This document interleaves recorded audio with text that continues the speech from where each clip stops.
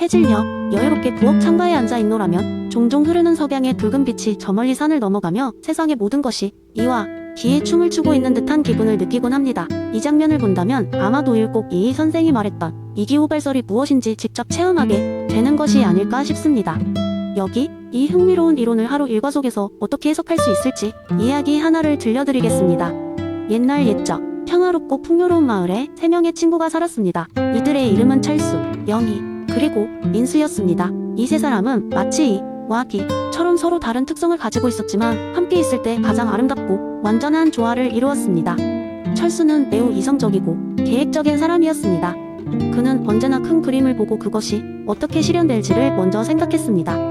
어쩌면 그는 이의 화신 같은 존재였습니다.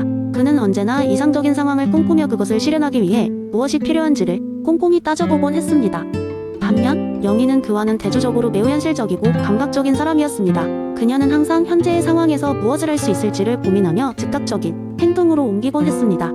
그녀는 기의 속성을 지니고 있었고 따라서 모든 일에 있어 즉각적이고 실질적인 변화를 가져왔습니다. 마지막으로 민수는 중재자의 역할을 맡았습니다. 그는 철수와 영희 사이에서 절묘하게 조화를 이루어냈습니다. 그의 역할은 두 친구가 각각의 강점을 발휘할 수 있도록 돕는 것이었고 이를 통해 그들의 아이디어와 실행은 완벽한 조화를 이루었습니다. 어느 날 이 세 친구는 마을 축제를 준비하기로 했습니다. 철수는 축제의 주제를 정하고 그것이 마을 사람들에게 어떤 의미를 전달할지를 고민했습니다.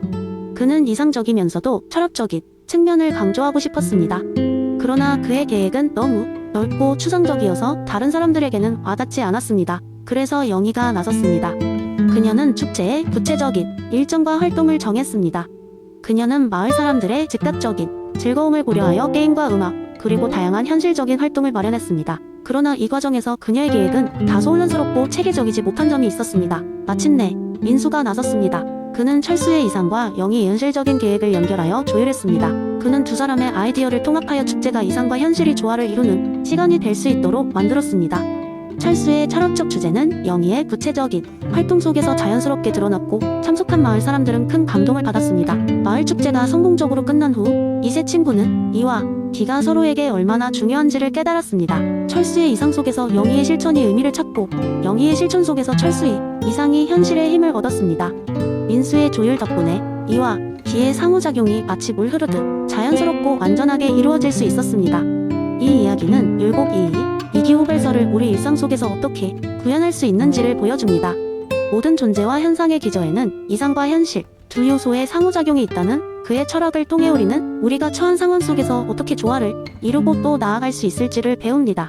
그런 면에서 율곡 선생이 꿈꾸었던 이상은 아마도 우리가 살아가는 모든 순간과 공간 속에서 그 진가를 발휘하고 있을 것입니다. 두 번째 이야기, 옛날 옛적에 사랑의 도시라는 별명이 붙은 작은 마을이 있었습니다. 이 마을은 마법처럼 로맨틱한 기운이 흐르고 있어 누구든 이곳에 오면 사랑에 빠진다고 했습니다. 그런데 이 사랑의 도시에는 또한 가지 특별한 점이 있었습니다. 모든 주민들이 철저하게 이마누엘 칸트의 정원 명령에 따라 생활하고 있었던 것입니다. 어느 날 이 마을에 클라라라는 젊은 여성이 찾아왔습니다. 그녀는 인생의 진정한 사랑을 찾기 위해 여행 중이었는데 사랑의 도시의 전설을 듣고 여기에 희망을 걸었습니다. 처음 마을에 들어섰을 때 클라라는 사람들이 매우 이성적으로 행동하는 것을 보고 놀랐습니다. 그 누구도 작은 일로 화를 내거나 서두르지 않았습니다. 심지어 길을 가다가도 누군가와 눈이 마주치면 서로에게 이 만남을 통해 모든 다른 만남도 이처럼 친절했으면 좋겠습니다 라는 인사를 건넸습니다. 클라라는 그들의 행동이 이상하다고 생각했지만 무언가 특별한 것 같아 며칠 머물러 보기로 했습니다. 그러던 중 마을 중앙의 큰 공원에서 리암이라는 젊은 남자를 만나게 됩니다. 두 사람은 서로 이야기를 나누며 점점 상대방에게 끌리게 되었습니다. 하지만 리암은 매우 신중한 성격의 소유자로 어떤 행동을 할 때마다 이 행위가 보편화되어야 한다면 모순이 없는가? 를 항상 스스로에게 물어보았습니다. 클라라는 리암에게 직진하고 싶었으나 리암은 클라라에게 그 어떤 사랑이 감정도 먼저 표현하지 않았습니다. 왜냐하면 그의 마음속에서 정확하게 이해되지 않는 사랑의 감정이 있을 때 그것이 모든 사람에게 보편타당한지를 판단하기 어려웠기 때문입니다. 클라라는 혼란스러웠지만 리암에게 확신을 주고 싶었습니다. 그래서 그녀는 한 가지 실험을 하기로 했습니다. 다음날 클라라는 마을 중앙에 커다란 벽보를 하나 붙였습니다. 무조건적인 사랑에 대한 실험 이 행위가 모두에게 보편적인 법칙이 될 수 있는가? 라는 내용이었습니다. 마을 사람들은 호기심에 가득 차 벽보 앞에 모였고 클라라는 리암에게 많은 사람들이 보는 앞에서 이렇게 말했습니다. 리암, 내가 당신을 사랑하는 것은 나의 정원 명령입니다. 내 사랑이 보편타당하지 않다면 아무 문제가 없으리라는 걸 다른 사람들도 증명해 줄 것입니다. 이 말을 듣고 마을 사람들은 잠시 머뭇거리더니 하나둘씩 클라라의 이야기에 동의하며 자신들의 사랑 이야기를 전하기 시작했습니다. 그것은 어떤 사랑이든 그것이 모든 사람에게 해가 되지 않는다면 가치가 있다는 것이었습니다. 리암은 그들의 이야기를 들으며 비로소 깨달았습니다. 진정한 사랑은 무조건적이고 보편타당성이며 따로 특별한 조건을 부여할 필요가 없다는 것을 말입니다. 그리하여 리암도 클라라에게 자신의 감정을 털어놓으며 그들은 마침내 사랑의 도시에서 서로의 마음을 확인할 수 있었습니다. 그날 이후로 사랑의 도시는 정원명령이라는 보편적인 법칙 아래에서 더욱더 따뜻한 사랑이 기운을 흘려보내게 되었답니다. 클라라는 사람들이 사랑의 본질과 가치를 새로 깨닫게 만든 특별한 존재로 기억되었고 그녀의 이야기는 앞으로도 오랫동안 전해졌다고 합니다. 세 번째 이야기, 옛날 옛적 숲속 깊은 곳에 수백 년 된 참나무가 한 그루 있었습니다. 사람들은 이 나무를 현자의 나무라 불렀는데 이유는 그의 넓은 가지 아래에서 와서 고민을 털어놓은 이들이 지혜를 얻는다고 믿었기 때문입니다. 이 나무는 그 단단한 껍질 아래 수많은 이야기를 간직하고 있었습니다. 어느 날 도시에서 작은 도토리 하나가 장난꾸러 기다람쥐의 쉽고 한련 장난으로 인해 숲으로 오게 되었습니다. 이 작은 도토리는 금방이라도 사라질 듯한 작고 연약한 모습이었지만 마음속에는 큰 꿈을 품고 있었습니다. 바로 자신이 거대한 참나무가 되어 이 숲을 지배하는 왕이 되는 것이었죠. 하지만 현실은 그의 꿈과는 거리가 멀어 보였습니다. 다른 식물들 사이에 숨겨져 햇빛도 잘 받지 못했고 그저 바람에 날려 이리저리 굴러다니는 처지였습니다. 이 작은 도토리는 자신의 운명을 궁금해하며 현자의 나무에게로 굴러갔습니다. 오, 위대한 현자의 나무여, 도토리는 외쳤습니다. 나는 대체 어떤 목적으로 이곳에 오게 된 걸까요? 제 운명을 알려주세요. 현자의 나무는 부드럽게 웃으며 대답했습니다. 작은 도토리여, 내 안에는 이미 내가 무엇이 될 것인지의 목적이 자리 잡고 있단다. 너는 결국 나처럼 우뚝 솟아올라 이 숲을 지켜줄 참나무가 될 운명이란다. 하지만 그것은 내가 스스로 발견해 나가야 할 여정이지. 각자의 존재에는 다 그에 맞는 목적이 있단다. 도토리는 그 말을 듣고 혼란스러웠습니다. 하지만 제가 이렇게 작은데 어떻게 그 큰 목적을 이룰 수 있겠어요? 중요한 건 내가 지금 어떤 모습이냐가 아니란다. 내가 어떻게 그 목적을 향해 나아가느냐가 더 중요하지. 현자의 나무는 조용히 말했습니다. 빗방울 하나가 대지를 적시고 바람 한 올이 나무를 흔들고 햇빛 줄기 하나가 너를 키워줄 거야. 그런 작은 것들이 쌓여 너를 성장하게 해줄 거란다. 그 말을 들은 도토리는 자신의 힘을 믿기로 결심했습니다. 매일 조그마하지만 끈질기게 흙 속으로 뿌리를 내리며 햇빛을 받으려 애썼습니다.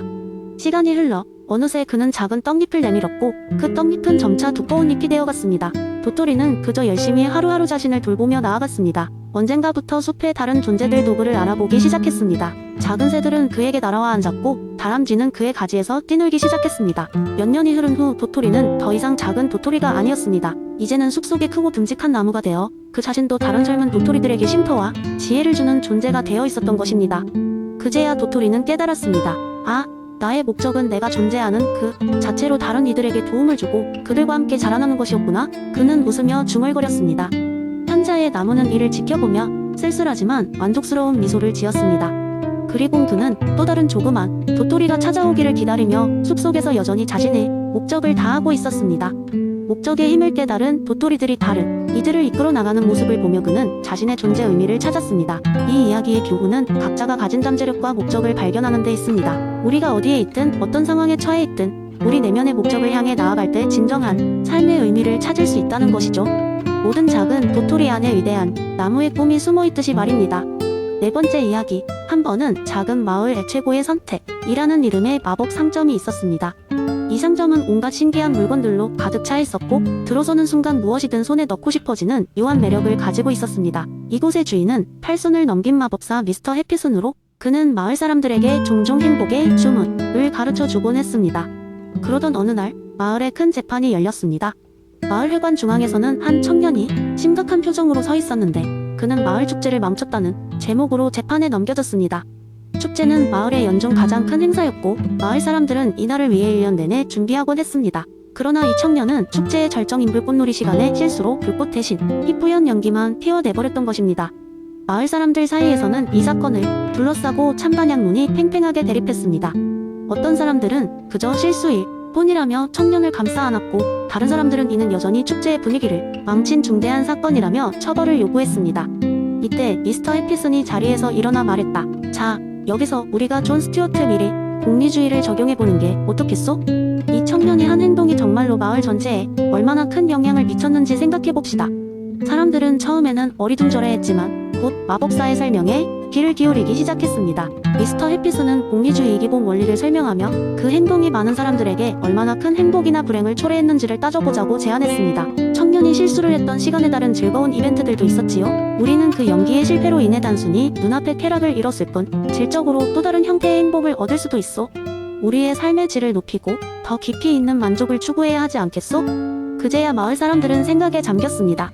사실 그날의 축제는 연기의 실패에도 불구하고 여러 재미난 일화와 사람들 간의 유대가 깊어지며 또 다른 형태의 즐거움을 선사했습니다. 미스터 해피슨은 청년의 실수를 처벌하는 대신 그의 특별한 아이디어를 받아들여 내년 축제를 더 창의적으로 만들어 보자고 제안했습니다. 결국 청년은 새로운 기회를 얻게 되었고 그는 마을 사람들과 함께 더 멋진 축제를 계획하기 시작했습니다. 미스터 해피슨의 방식을 통해 그들은 한층 성숙한 마을 공동체로 나아갈 수 있었으며 그 이후로 이 마을에서는 어떤 사건이 발생하더라도 그 안에서 최대 다수의 행복을 찾는 새로운 관습이 자리 잡게 되었습니다. 이야기의 교훈은 분명했습니다. 결과적으로 가장 많은 사람들에게 깊이 있는 행복을 줄 수 있는 방법을 찾는 것이 진정한 도덕적 선택이라는 것입니다. 미스터 해피슨의 지혜로운 중재로 마을 사람들은 서로의 입장을 더 깊이 이해하고 존중하며 더 나은 미래를 함께 만들어 나갈 수 있었습니다.